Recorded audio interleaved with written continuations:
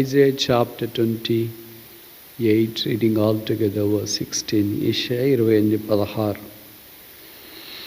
ప్రభువైన యెహోవా ఇలాగున సెలవిచ్చున్నాడు, సియోనులో పునాదిగా రాతిని వేసిన వాడని నేనే.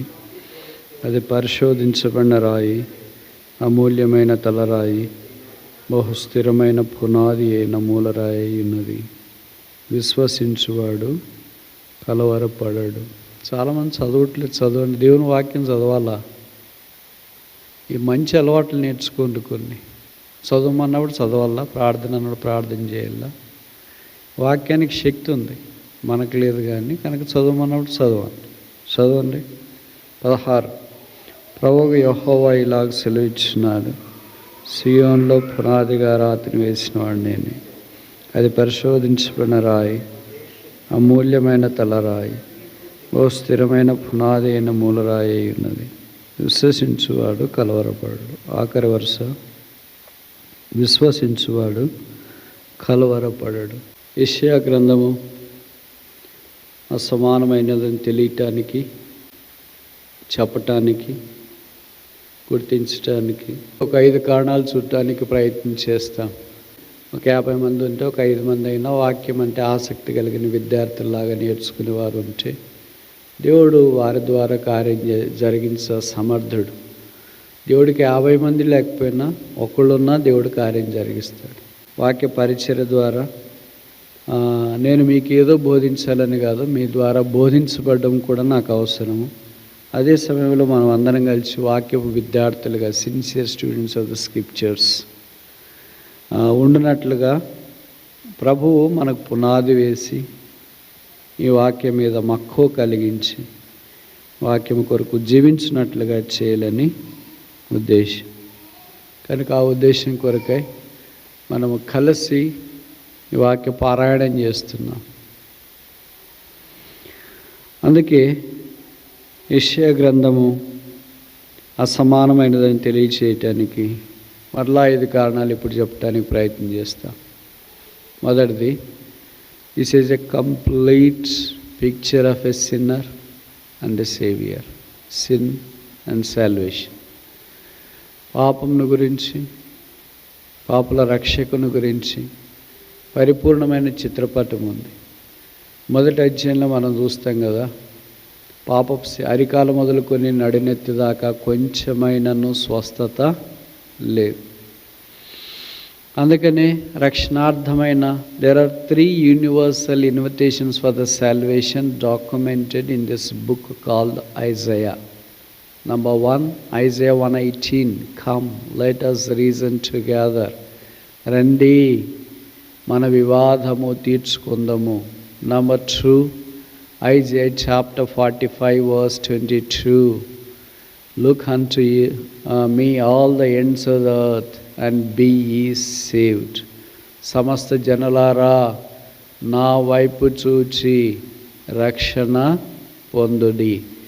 This is second statement of the universal invitation for the salvation.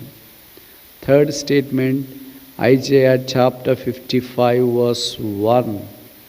యెషయా గ్రంథము 55వ అధ్యాయము మొదటి వచనము.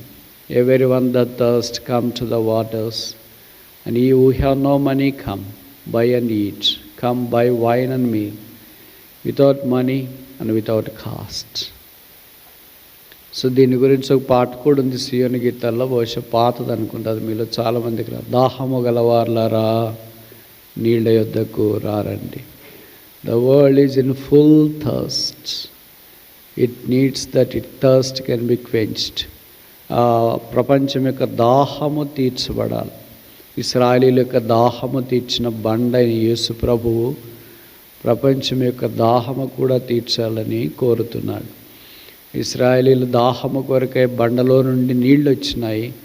మన దాహము తీర్చబడుట కొరకై బండని యేసులో నుండి రక్త ప్రవాహము బయటకు వచ్చింది. ఇశ్రాయేలీయుల కొరకు అరణ్యంలో నీళ్లు సరిపోయినాయి. మన కొరకైతే కల్వరి కొండలో శిలువ రక్తము అవసరమైంది. కనుక ఈ యెషయా గ్రంథము it talks about 5 complete things. Number 1, complete sin and the complete salvation the Lord has provided. యేసు ప్రభువు ద్వారా దేవుడు మనకు సిద్ధపరిచిన పరిపూర్ణ రక్షణను గురించి ఇది జ్ఞాపకం చేస్తుంది. రెండవది, it talks about the complete history of the Israel. ఇశ్రాయేలీల యొక్క పరిపూర్ణ చరిత్రను గురించి ప్రస్తావించబడింది. వాళ్ళు ఎలాగ పొరపాట్లు చేసినారు, ఎలాగ తప్పిపోయినారు. యెషయా గ్రంథంలో 5వ అధ్యాయంలోనైతే వారికి సంబంధించిన సంగతులు రాస్తూ వచ్చినాడు. ఒక మంచి ద్రాక్ష తోటగా దాన్ని తయారు చేయాలనుకున్నాడు.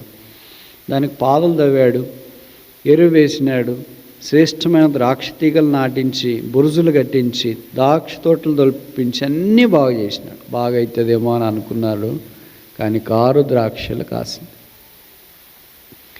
This is the total holistic picture of Israel. ఇశ్రాయేలీల యొక్క పరిపూర్ణమైన చిత్రపటము ఇది మనకు జ్ఞాపకం చేస్తుంది. ఇశ్రాయేలీల యొక్క పరిపూర్ణమైన చిత్రపటం జ్ఞాపకం చేస్తుందంటే అది కూడా మన చిత్రపటమే, అది మనం మర్చిపోకూడదు. మూడవది, it gives the complete picture of Jesus Christ in a holistic personality. యేసు ప్రభు యొక్క పరిపూర్ణమైన చిత్రపటాన్ని జ్ఞాపకం చేస్తుంది. It talks about the conception of Jesus Christ to the crown of Jesus Christ. యేసుక్రీస్తు ప్రభువారు యెషయా 14 కన్యక గర్భవతి కుమారుని కనను.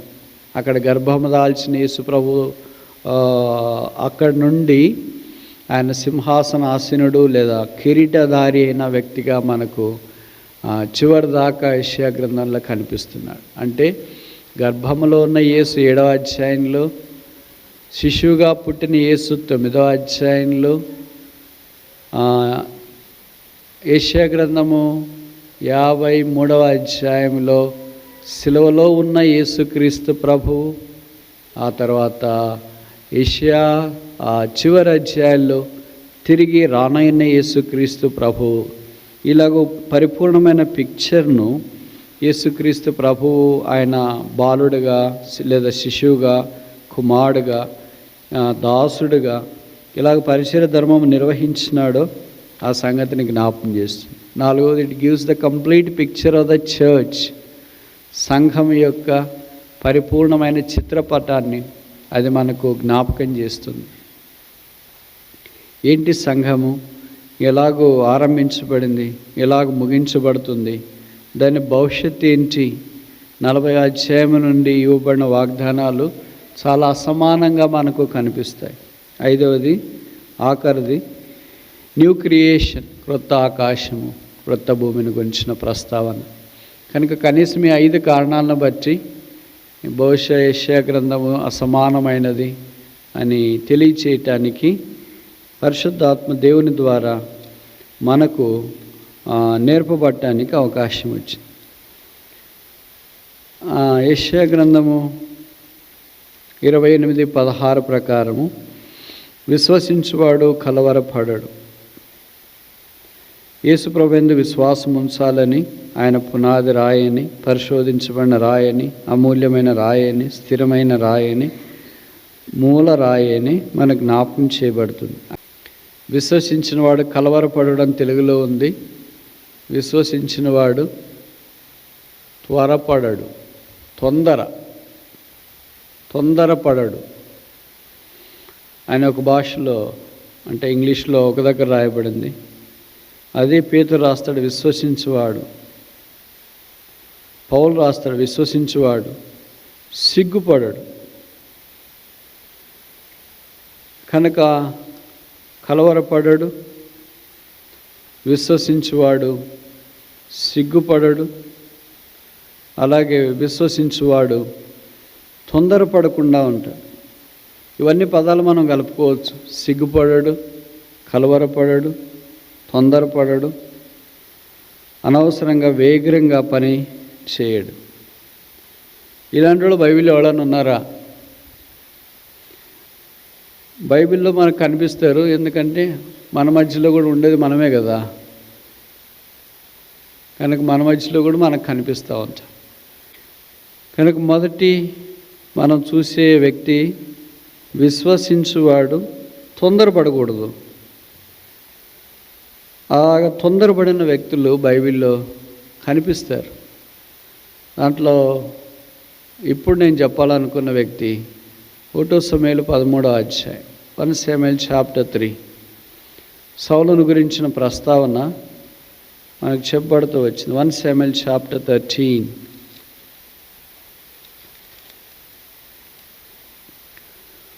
1 Samuel chapter 13.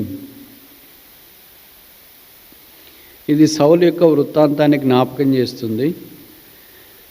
సౌలు దాదాపు 30 ఏళ్ళకి వచ్చిన తర్వాత రాజ్యానికి వచ్చినాడు. బహుశా 40 ఏళ్ళు పరిపాలించిండొచ్చు.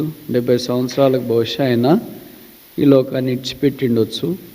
సౌలు బెన్యామీను గోత్రం అనగా ఆఖరి గోత్రంలో నుండి తీసుకురాబడిన వ్యక్తి. మీకు కొన్ని గోత్రాల సంగతి తెలుసు కదా. కోర్ ట్రైబ్స్ ఉన్నాయి 12 గోత్రాల్లో. కొన్ని సింపుల్ ట్రైబ్స్ ఉన్నాయి, సామాన్యమైన గోత్రాలు. ఈ సామాన్యమైన గోత్రమే బెన్యామీను గోత్రము. పాత నిబంధనలోని బెన్యామీను గోత్రంలో నుండి సౌలు మొదటి రాజు వచ్చినాడు. కొత్త నిబంధనలో బెన్యామీను గోత్రం నుండి అపోస్తుడైన పౌలు వచ్చినాడు. పాత నిబంధనలో సౌలు తప్పిపోయినాడు. కొత్త నిబంధనలో పౌలు తప్పిపోయిన వారిని ప్రభు వైపు తీసుకురావడంలో సఫలమైనాడు. ఒకే గోత్రమే, కానీ పాత నిబంధన సౌలు ఎలాగయ్యాడు చూడండి, కొత్త నిబంధన పౌలు ఎలాగయ్యాడు చూడండి. కనుక ఒకే ప్రాంతం, ఒకే స్థలం, ఒకే బైబిలే, ఒకే పరిస్థితులే, ఒకే దగ్గర వాక్యం వినవచ్చు. ఇట్లా సౌలుగా అయినా మారవచ్చు, అట్లా పౌలుగా అయినా మారవచ్చు. కానీ మనలో చాలామంది పౌలుగా మారే టైప్ కంటే సౌలుగా మారే దాంట్లోనే మనకు తెలియకుండానే డిఫాల్ట్కి కార్యక్రమం జరిగిపోతుందేమో అని అనిపిస్తుంది. ఏంటి ఆ సౌలుకి ఏంటి, ఈ సౌలుకి ఏంటి తేడా? ఒకటే ఒక పాయింట్. ఆ పాయింటే నేను ఇప్పుడు చెప్పాలనుకున్నాను. అపోస్తుడైన పౌలు అగ్రిప్పరాజు ఎదురు నిలబడినప్పుడు 26:19 అపోస్తుల కార్యాలు అన్నాడు, ఓ king Agrippa, I was not disobedient unto the heavenly vision. ఆకాశం నుండి కలిగిన దర్శనం నాకు నేను అవిధేయుడను కాను. ఈ పాత నిబంధన సౌలు ఏంటి? I was disobedient unto the heavenly vision. You got the point? Old Testament Saul was disobedient and New Testament Paul was obedient. That's what all makes the difference between Old Testament character and a New Testament character. A true believer is characterized by this simple feature called obedience. If a believer is disobedient, he is none other than a Saul. If the believer is obedient, he is none other than a Paul. Which group we belong to? First one, second one. ఈ రెండు కాకుండా మధ్యలో మన type బైబిల్లో ఉండదు కదా. ఆదివారం విధేయత ఉంటుంది, సోమవారం నుండి శనివారం దాకా ఇంక మన గురించి ఎంత తక్కువ చెప్తే అంత మంచిది అనుకుంటా. Obedience to the word of God to the core. Jesus was obedient even unto the death of the cross. Obedience leads us to the cross. Disobedience leads us away from the cross. Are we obedient to the word of God? If so, we are attracted to the cross of Jesus Christ. If we are disobedient, we are distracted by the cross. In other words to say, we are away from the cross of Jesus Christ. ఇప్పుడు ఈ బెన్యామీను గోత్రికుడైన సౌలు దేవుని ద్వారా కంటే మనుషుల ద్వారా ఏర్పాటు చేయబడిన రాజు. Is a king after heart of the people of Israel. You got my point? But is not the king after the heart of God. మనం మనుషుల ద్వారా ఏర్పాటు చేయబడిన సౌలైనా ఉండాలా, దేవుని ద్వారా ఏర్పాటు చేయబడిన దావీదులైనా ఉండాలా. మనుషులు ఏర్పాటు చేసుకునే సౌలు మనుషుల యొక్క హృదయం ప్రకారం పరిపాలన చేయడానికి ఇష్టపడ్డాడు. మనుషుని యొక్క హృదయం ఏంటి? డిజోబీడియన్స్. దేవుడి యొక్క హృదయం ఏంటి? ఒబీడియన్స్. కనుక ఇది నేను మరలా ఎందుకు చెప్పకూడుతున్నానంటే, our lives are fully soaked with mutiny, rebellion, disobedience to the word of God. This is one arrogant virtue that leads away from the source of the blessings of God. The cost of the disobedience is manifold. The cost of the disobedience is great. Cost of the obedience is high. The fruits of the obedience are manifold. Before we leave from this place, I would like to call upon your august attention to make a decision to the core whether we are obedient to the word of God or disobedient to the word of God. We may say with our lips that we are obedient to the word of God, but our actions speak disobedience.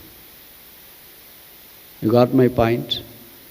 My lips speaks obedience, or my lips speak obedience, my heart speaks disobedience.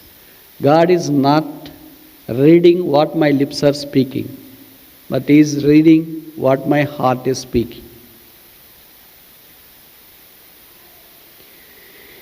When we land our attention to 1 Samuel chapter 13, we come across the disobedience Saul unleashed from his life. ఏంటి అవిధేయత అని అంటే 13వ అధ్యాయం 8వ వచనం, 1 Samuel chapter 13 verse 8.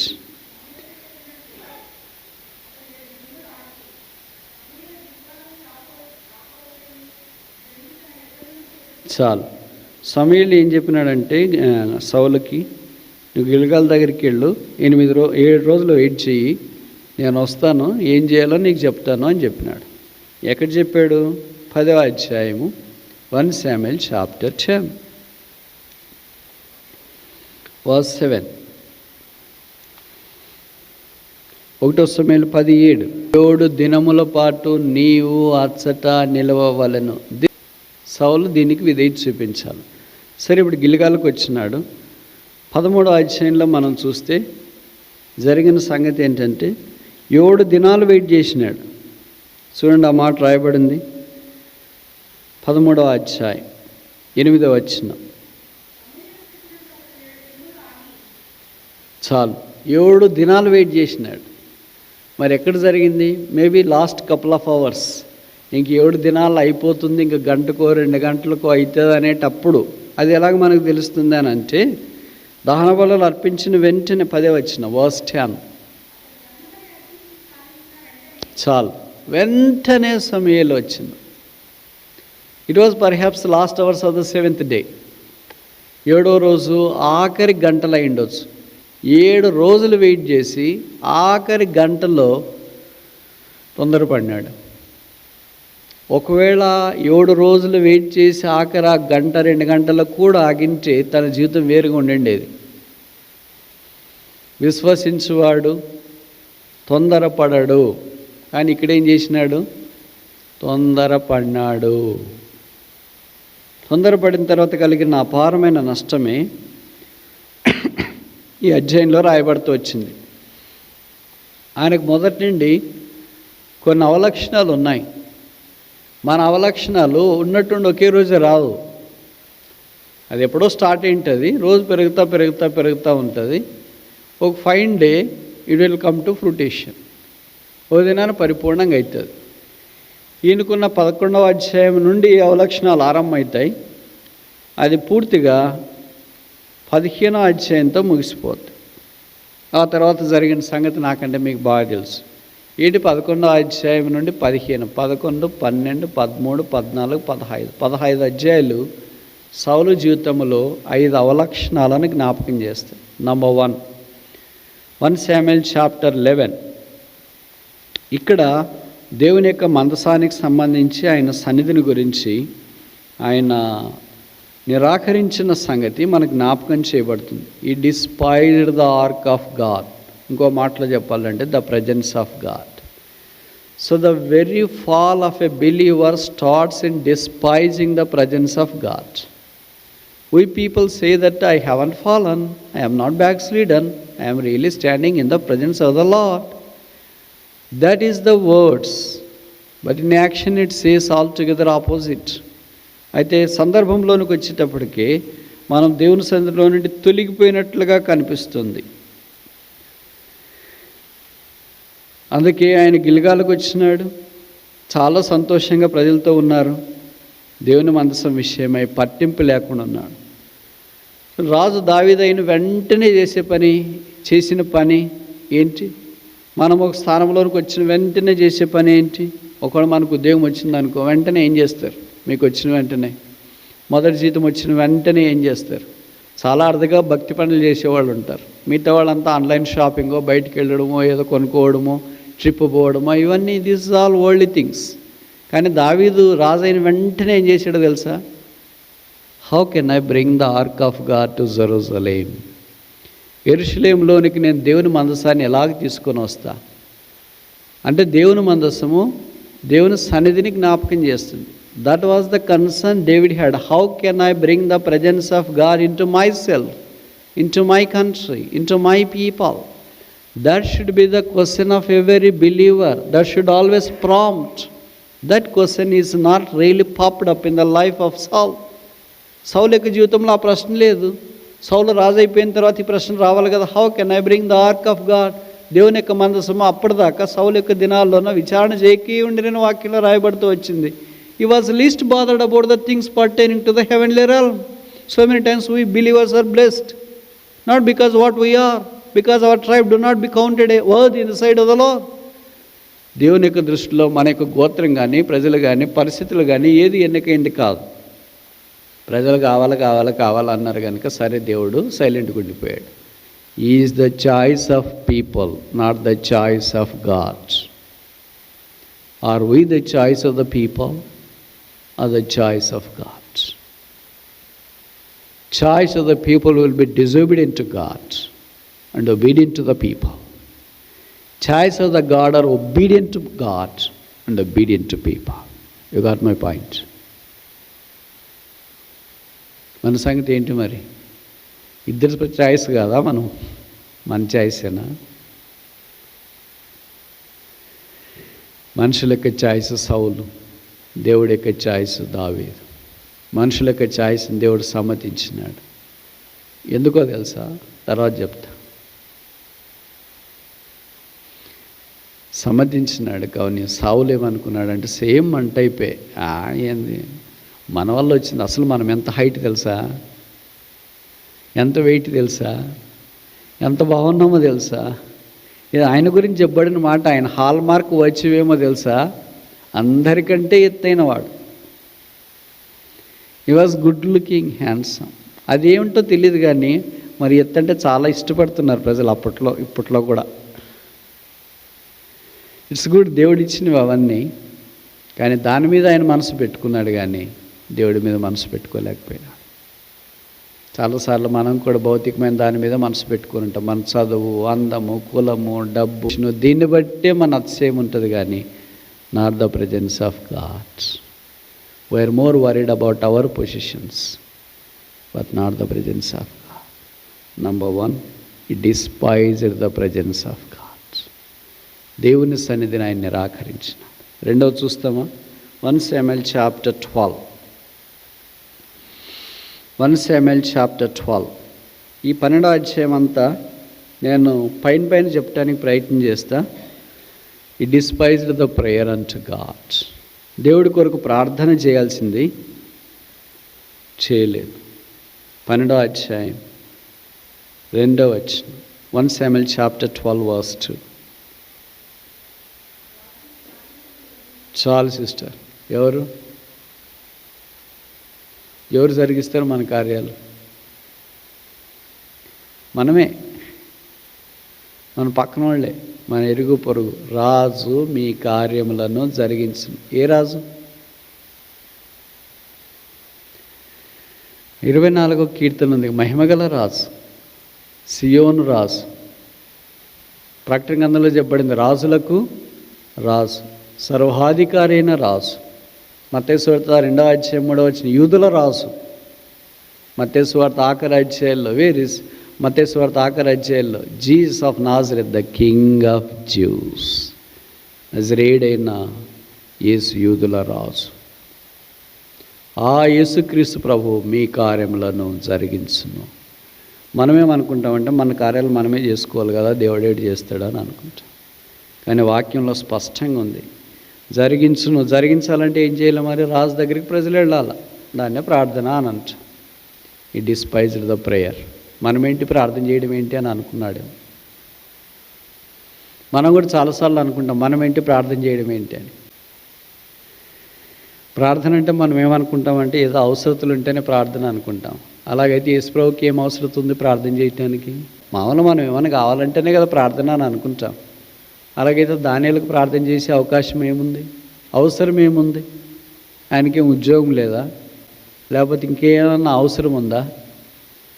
He had no physical need, as everything he can ever think of. కానీ బైబిల్లో రాయబడింది, ఆయన ప్రార్థన చేసింది. A believer who despises the prayer has despised God in the heart to the core. ఈరోజు చెప్పేవి నేను చాలా కష్టంగా ఉండవచ్చు మీకు, కానీ కొంతమందికైనా కార్యసిద్ధి కలిగిస్తుందేమో అని ఎక్కడో ఆశ. ఎందుకంటే ఆశ ఉంటేనే పరిచయం చేయబుద్ధి అవుతుంది, ఆశ లేకపోతే చేయలేవు. ఏ person who despises prayer in the heart despises God. నా సంగతి ఏంటి మరి? నాకు ప్రార్థన అంటే ఇష్టమా? మోకరించగలనా లేదా?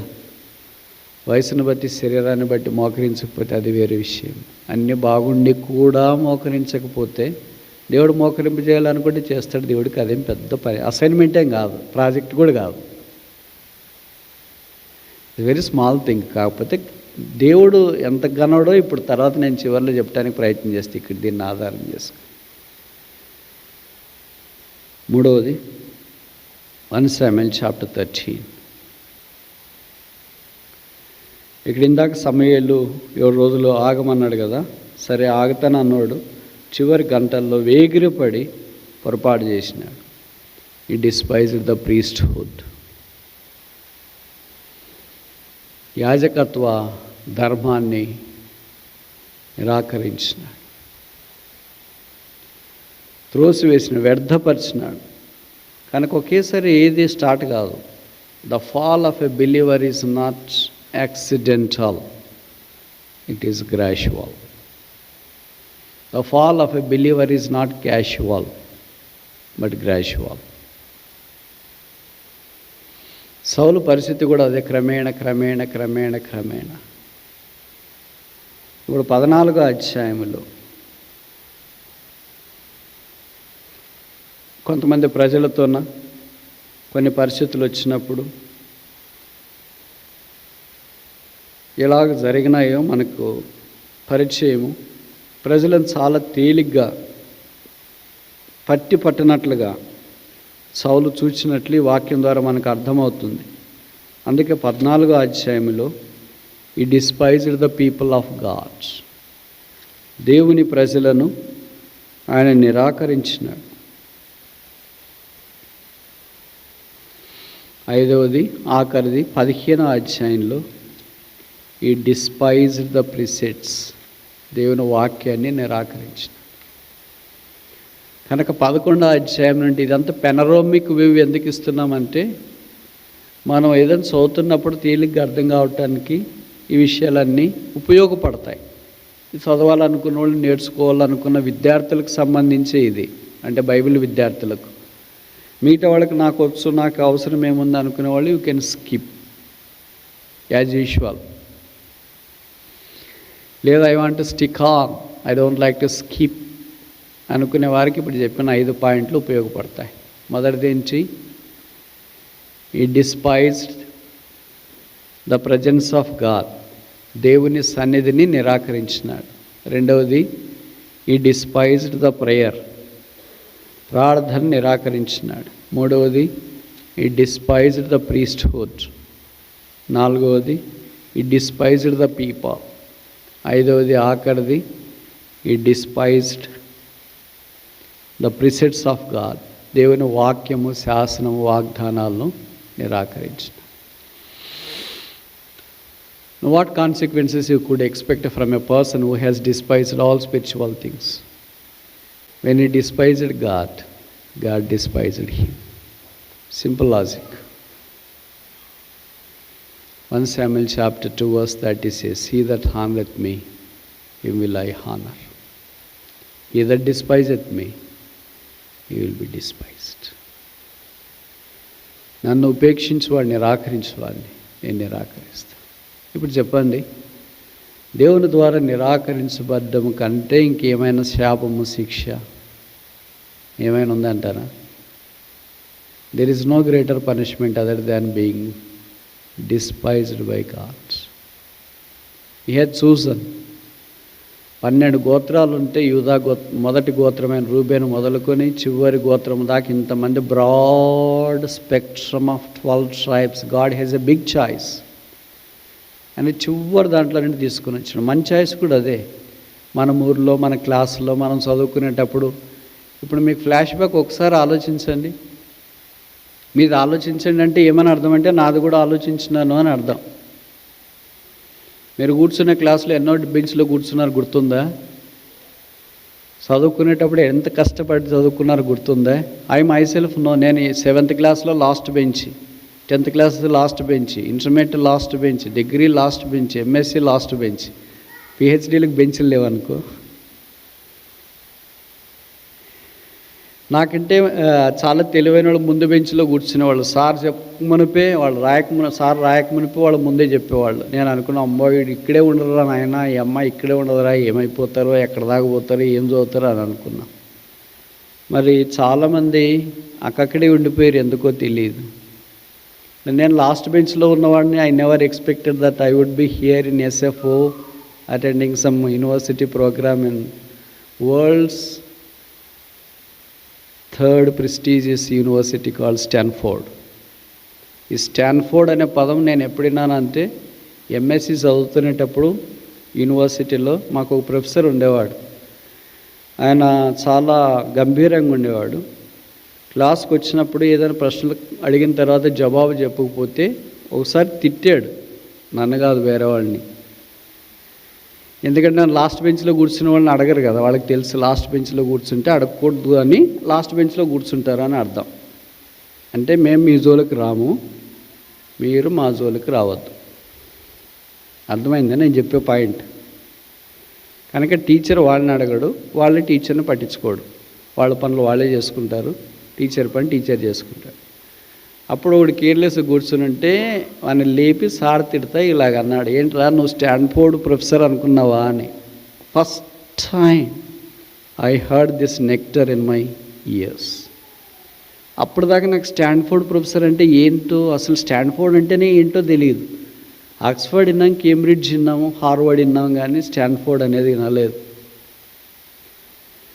సో స్టాన్ఫోర్డ్లో చదివే అవకాశం, అదృష్టం నాకు లేకపోయినా కనీసం చూసే అవకాశం అన్న ప్రభు అనుగ్రహించినాడు.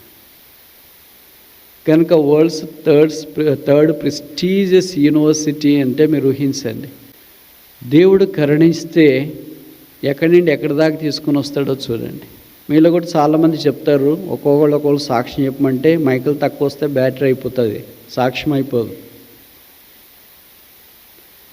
కదా. నేను ఇలాగున్నా అలాగున్నా, దేవుడు నన్ను ఇలాగ చేసాడు అలాగే చేసాడు, ఇంకా చాలా చాలా చెప్పేసి వస్తాను. But have you ever recognised that you are not a chosen person in your class? It's true. క్లాస్లో మనకు అసలు చాయిసే లేదు. If there is any choice, it's a last choice. కానీ దేవుడు ఏం చేసినాడంటే he made first things last and last things first. మొదటివారు కడపటివారు మొదటివారు అవుతారనటానికి మొదటి ఉదాహరణ మనమే. అలాగే చేసి ఇక్కడికి తీసుకొని వచ్చినాడు. సౌలును బెన్యామీను గోత్రములో నుండి ఎలాగ తెచ్చాడో మనల్ని కూడా మన ప్రాంతంలో, మన క్లాసులో, మన చదువులో, మన దానికి సంబంధించిన దాంట్లో చాలా విసిరి వేయబడినట్లున్న మనల్ని కరుణించి దేవుడు ఇక్కడికి తీసుకుని వచ్చినాడు. If not God, it's impossible. దేవుడు చేయకపోతే ఇక్కడికి రావడం, ఇక్కడ ఉండడం అనేది దుస్సాధ్యం. దేవుడు సౌలును అంగీకరించకపోతే సౌలు రాజుగా చేయబడ్డం అనేది దుస్సాధ్యం. కనుక దేవుడు అంగీకరించినాడు. సౌలు వచ్చినాడు, కానీ could not keep it up. దాన్ని ఆయన భద్రపరచుకోలేదు. ఇది పాయింట్ నేను చెప్పదలుచుకున్నది. దేవుడు మనల్ని ఇక్కడికి తీసుకొని వచ్చినాడు. మనకంటే చాలా గోత్రాల వాళ్ళు ముందున్న యూదా గోత్రం లాంటి వాళ్ళు, బెన్యామీను గోత్రంలాగా ఎన్నిక లేని వాళ్ళని తీసుకొని వచ్చి ఉంచినాడు. ఇప్పుడు మనం దీన్ని భద్రపరుచుకుంటున్నామా లేదా? Are we really living to the calling? Are we really walking worthy of our call? Are we really walking true to his calling? సౌలు దానికి చెల్లి 7 దినాలు ఎదురు చూచినాడు సమూయేలు వస్తాడని. ఆఖరి గంటల్లో ఆయన దహనబలి ఇచ్చిన వెంటనే సమూయేలు వచ్చినాడు. అంటే దగ్గరకు వచ్చింటాడు దగ్గరికి. అప్పుడు కార్లు లేవు కదా, జీపీఎస్ లేవు, ఫోన్లు లేవు కదా టెక్స్ట్ చేయటానికి. వస్తున్నాను, ఇంకో గంటలో 2 గంటల్లో వస్తున్నాను, వెయిట్ అని చెప్పడానికి లేవు కదా. ఒకవేళ సమూయేలు వచ్చేదాకా సౌలు దహనబలి అర్పించుకున్నా ఉండింటి ఎంత బాగుంది. అర్పించిన తర్వాత జరిగిన కాన్సిక్వెన్సెస్ నాకంటే మీకు బాగా తెలుసు. ఇప్పుడు సమూయేలు వచ్చినాడు, సౌలుని ఇలాగన్నాడు, ఎందుకు ఈ పని చేసినావు అని. ఇప్పుడు సౌలు 3 జవాబులు చెప్పాడు. 13వ అధ్యాయం 1 Samuel chapter 13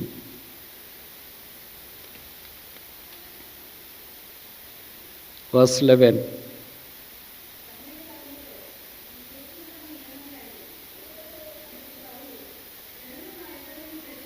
చాలు, జనులు నా యొద్ద నుండి చెదిరిపోతున్నారు. రెండవది, మీరు సమయానికి రాలేదు. ఫిలిష్తీయులు మిక్మషులో కూడి ఉండుట చూచి నేను ఈ పని చేసి తిని. ఈ కారణాలు కరెక్టా తప్ప? Yes or no? మనకు కూడా చాలా కారణాలు ఉంటాయి. ఏదైనా మాట్లాడేటప్పుడు మనం మొదట పొరపాటు అని చెప్పము, రీజన్స్ చాలా చెప్తాం. రీజన్స్ అన్నీ కరెక్టే ఉంటాయి. God is not asking reasons for disobedience, he is asking obedience no matter what the reasons are. ఎందుకు 7 రోజులు ఉండమంటే ఉండలేదు, అంత పాయింట్. ఇంకా ఆఖరి 1 or 2 hours కూడా వెయిట్ చేసిండొచ్చు కదా అని అంటే అప్పుడు చెప్పినారు, జనులు చెదిరిపోతున్నారు, ఐ విల్ బికమ్ అన్పాపులర్. ఎందుకంటే వాళ్ళకి భయం వేసింది. ఈ సిచ్యువేషన్ అట్లే, situation is pressing him to act accordingly and hastily. మనం కూడా సిచ్యువేషన్ ఓరియంటెడ్ యాక్షన్స్ చేస్తుంటాం. ఏం చేయాలి బ్రదర్, ఇంకా పరిస్థితులు ఏం చేయలేము, ఖచ్చితంగా పని చేయాల్సిందే. Sometimes situation forces us to do the mistake. That happens when we do not believe Jesus, when we do not trust him to the core. ఆయన మనం పరిపూర్ణంగా విశ్వసించినప్పుడు will be carried away by situation but not by the spirit of God. Are we situation centred believers or spirit centred believers? Situation pressing ఉంది, మరి what to do? There is no way out for him. All the 3 statements he made are true. Bible scholars believe that these are excuses. Excuses అంటే సాకులు. మీకు తెలుసు కదా Bible ఎంతమంది సాకులు చెప్పినారు? పాత నిబంధనలు ఎంతమంది, కొత్త నిబంధనలు ఎంతమంది? మొదటి సాకులు చెప్పిన వ్యక్తి ఎవరు? చివరి సాకులు చెప్పిన వ్యక్తి ఎవరు? మనం ఎన్ని సాకులు చెప్తున్నాము? మన దానికి అసలు కౌంటే లేదనుకో, బైబిల్లోనన్నా కౌంట్ ఉంది. నాకు తెలిసి బైబిల్లో 10 సాకులు కాదు, not 10 excuses, 10 people who made excuses to God. And there are at least 7 from the Old Testament and 3 from the New Testament. ఆ 7లో మొట్టమొదటి వ్యక్తి మోషే అని నిర్గమకాండంలో మనకు గమనిస్తాం. అలాంటి వాళ్ళల్లో ఈ సౌలు కూడా మనకు కనిపిస్తున్నాడు. ఈయన చెప్పేది యాక్చువల్గా సాకులు కాదు, కానీ బైబిల్ పండితులు ఏమంటారంటే ఇది సాకులే అని అంటారు. He has to obey Samuel's commandment because Samuel is commanding in the name of the Lord. సమూయేలు దేవుని నామమును బట్టి ఆయనకు ఆజ్ఞ ఇచ్చినాడు, 7 దినాలు గిల్గాలలో ఉండు, నేను వస్తా, నీకు చెప్తా. బహుశా సౌలు అనుకున్నాడేమో, ఆయన రాలేదు కదా ఇంకెప్పుడు వస్తాడు, ఏం చెప్తాడు అని. సౌలుకు విరోధంగా పాపం చేయాలని సమూయేలు అనుకోలేదు. That is not his intention. But you want to escape from the situation. ఫిలిస్తీన్లు వచ్చి మీద పడిపోతున్నారు కదా, ఇంకా నాకు ఎలాగ విజయం దొక్కదు కదా, ప్రజలంతా చెదిరిపోతున్నారు కదా, సమయం కావచ్చింది కదా, వస్తానన్నాడు, ఇంకా రాలేదు, పొద్దుకుంకే సమయంకి వచ్చింది, ఇంకా రాలేదు సమయాలు, మర్చిపోయినాడేమో ఆయన అని అనుకున్నాడు, దహన బలి చేసినాడు. ఆ తర్వాత జరిగిన సంగతి సమయాలు వచ్చి ఆయన అడిగిన తర్వాత సౌలు ఈ కారణాలు 3 ఎక్స్క్యూజెస్ చెప్పినాడు. అప్పుడు సమయాలు చెప్పిన మాట ఏంటంటే 13వ వచనం,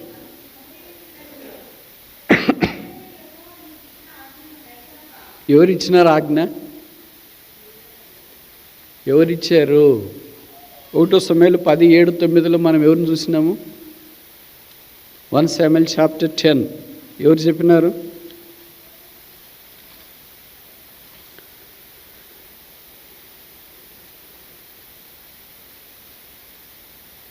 ఎనిమిదవ వచనములో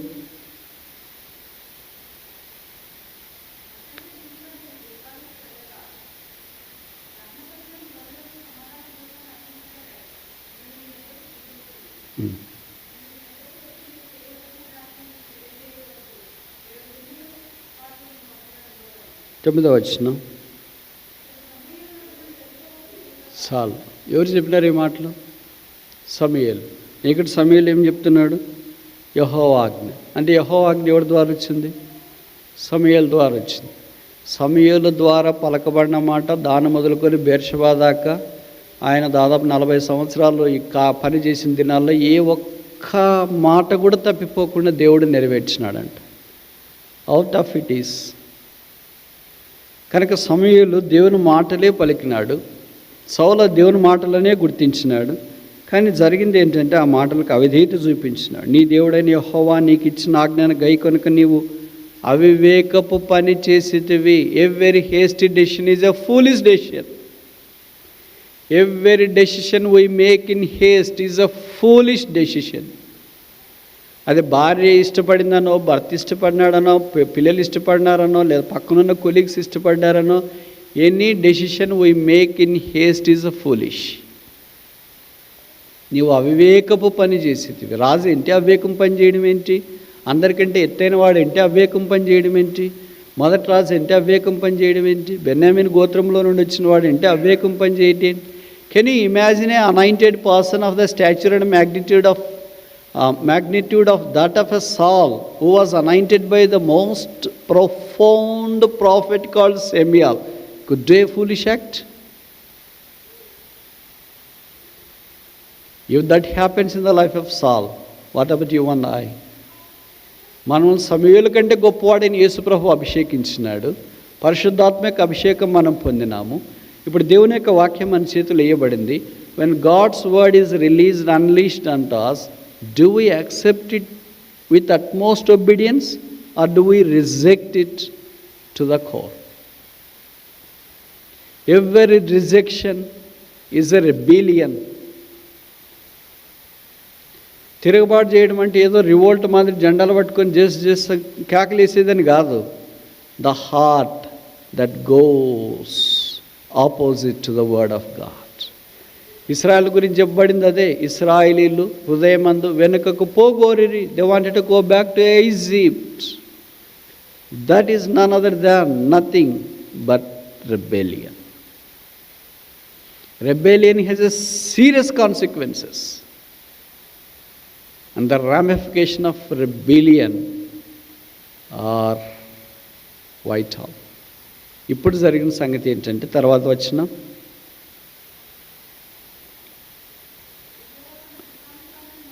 సార్ ఇదే వరుస ఆ పై వచ్చినమే చదవండి సిస్టర్. నీ రాజ్యమును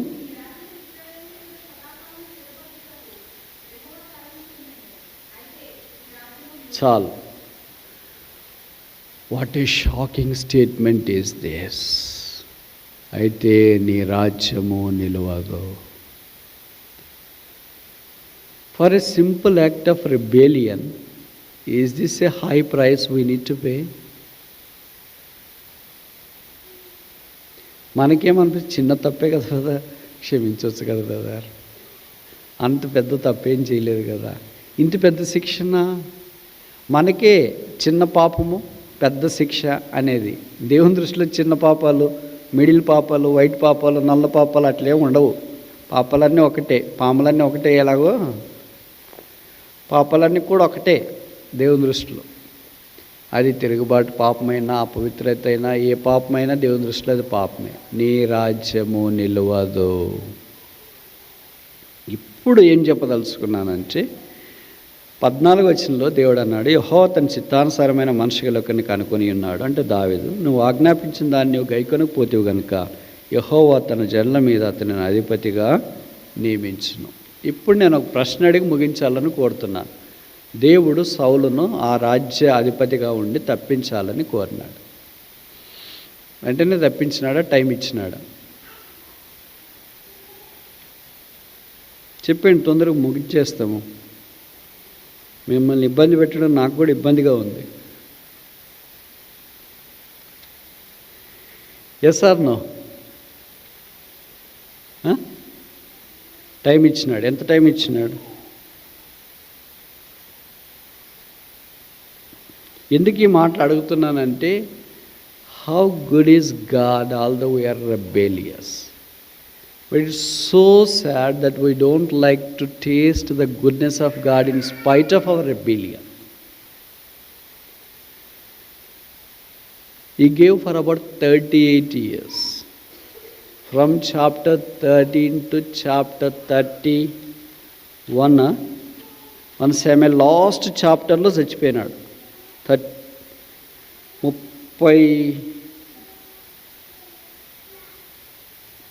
31వ అధ్యాయంలో సౌలు చనిపోయినట్లు వాక్యంలో మనం చూస్తాం. అంటే 13వ అధ్యాయం నుండి 31వ అధ్యాయం దాకా దాదాపు 30+ ఇయర్స్ దేవుడు ఆయనకు అవకాశం ఇచ్చినాడు. తీసేస్తా అని అన్నాడు, నిలవదా అన్నాడు, but not instantaneous removal.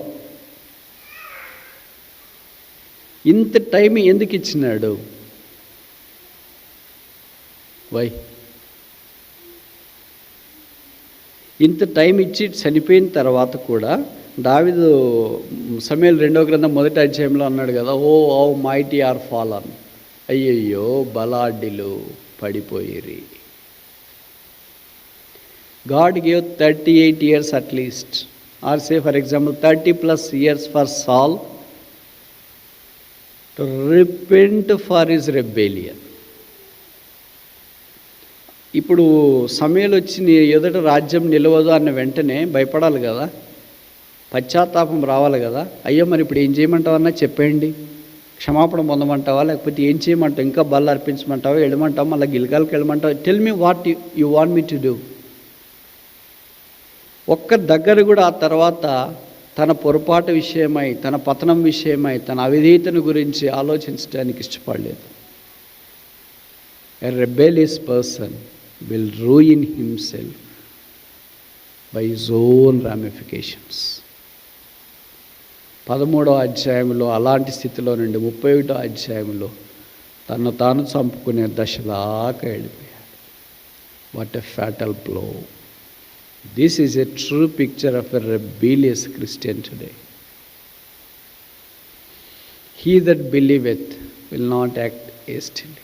A simple act of hastiness caused him to harm himself and cause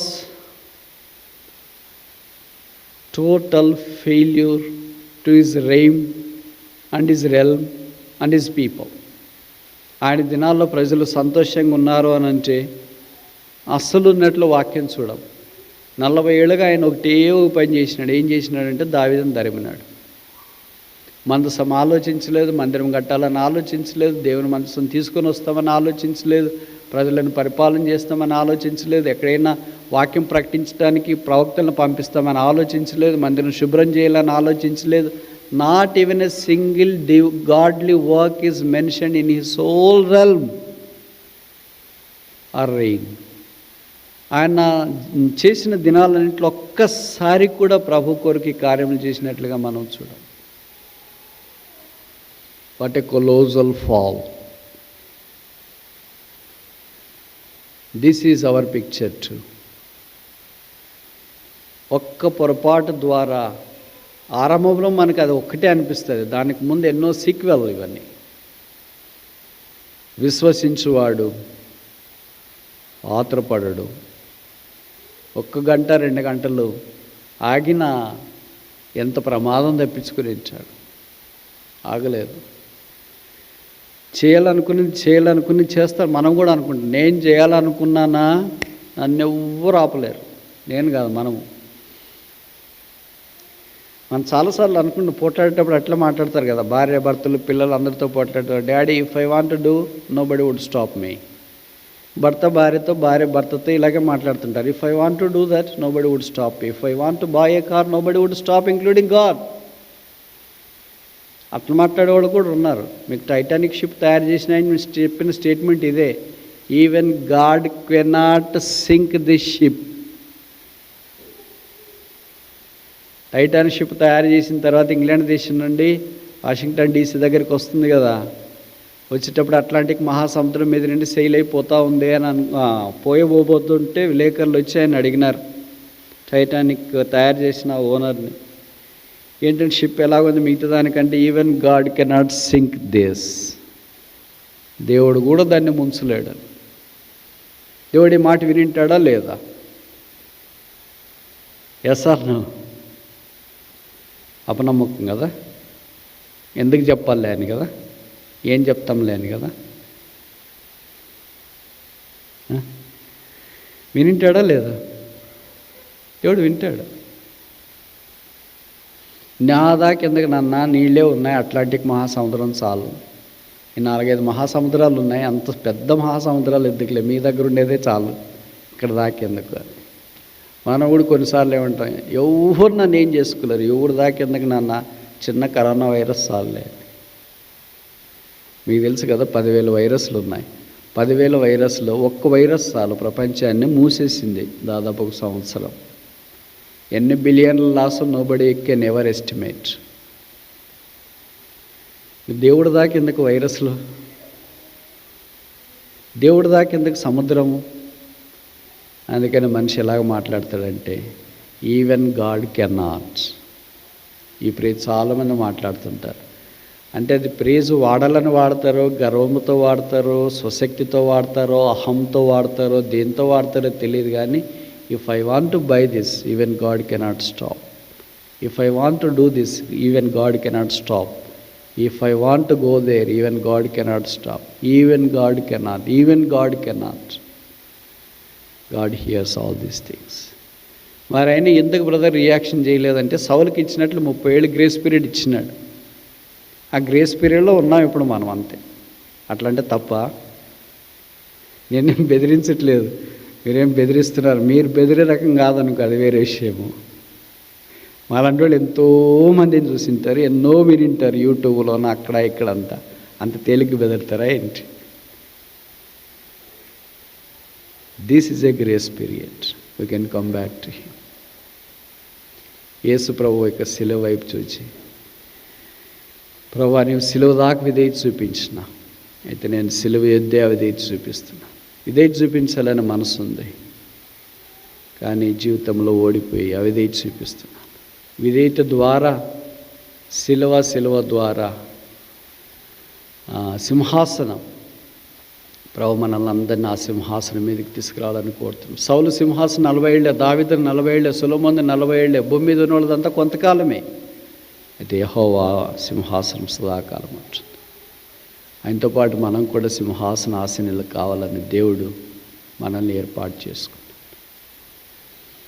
the first virtue in order to tread on the path laid towards the throne is obedience. దాంట్లో మనం పోతే ఇక అన్ని మార్గమే తప్పిపోయినట్లు. ఎన్నిసార్లు అవిధేయత చూపించిన ఆయన వాక్యానికి, ఆయన సన్నిధికి, ఆయన స్వరానికి, ఆయన పనికి, ఆయనకు సంబంధించిన దాని అంతటికి చూపిస్తూనే వచ్చినాం. అంటే ఇప్పుడు అన్నీ బాగున్నాయి, నేను రాసు కదా, డబ్బులు ఉన్నాయి కదా, రాజ్యం ఉంది కదా, ప్రజలు ఉన్నారు కదా, ఎత్తుకున్నాను కదా, లావుగున్నాను కదా, ప్రజలే నన్ను కోరుకున్నారు కదా, కేకలేశారు కదా, సౌలు సౌలు సౌలు సౌలు సౌలు అని కేకలేశారు కదా. I am man's king. God is not interested in man's king. God is interested in his choice. కనుక దేవుడు మనందరిని రాజులైన యాజక సమూహాలుగా చేసాడు యేసు ప్రభు యొక్క రక్తం ద్వారా. ఆయన వలె మనం మార్పు చెంది ఆయన కొరకు ఆ పరలోక రాజ్యంలో జీవించాలనేది. ఆ ప్రభు దినాన్ని రాబోతున్నాడు. పడిపోయిన మనల్ని, దరిద్రులైన మనల్ని, అవిధేయులైన మనల్ని విధేయులుగా చేయటి కొరకే విధేయుడైన తన కుమారుని మన కొరకు ఈ భూమి మీదకి పంపించిన ఆయన విధేయతను బట్టి మనం విధేయులుగా మార్చబడాలి. దేవుని వాక్యానికి విధేయత, ప్రార్థనకు విధేయత, పరిచర్యకి విధేయత, దైవ కార్యక్రమాలకు విధేయత. The language of yes is the language of faith. The language of no is the language of disbelief. How can you say that the language of faith is yes? అబ్రహామును దేవుడు పిలిచినప్పుడు, అబ్రహామా, yes Lord, here I am. యెషయాను దేవుడు పిలిచినప్పుడు, నేను ఎవరిని పంపాలా? Yes Lord, here I am. That is the language of faith. Here I am, use me. Here I am, send me. Here I am, sanctify me. Here I am, utilize me. Here I am, help me to stand as a witness. Language of disbelief is, లోతు చెప్పాడుగా, not so lord. అలాగూ కాదు ప్రభువా, అలాగూ కాదు ప్రభువా, అలా కాదు. What language we exercise? Is it a language of yes? That's a language of faith. Is it's a language of no? That's a language of disbelief. He that believeth in me shall not act in haste.